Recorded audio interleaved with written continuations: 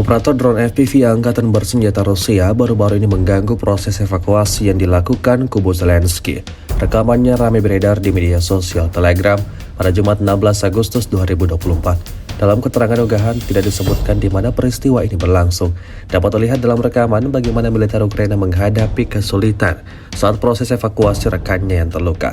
Mengandalkan tandu, sekelompok tentara Ukraina tersebut dengan sekuat tenaga mengangkut rekannya di bawah ancaman tembakan Rusia.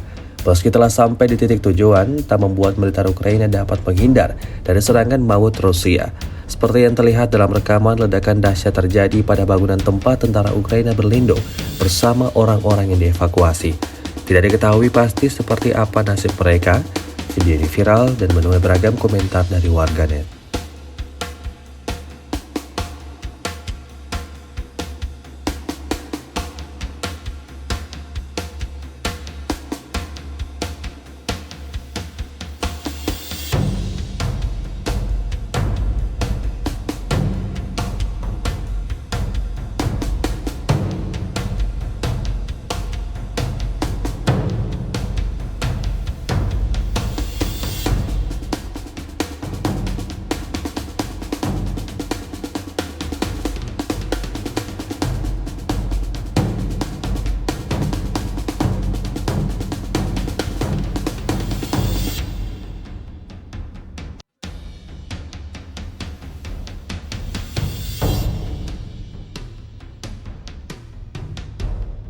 Download Tribun X sekarang, menghadirkan lokal menjadi Indonesia.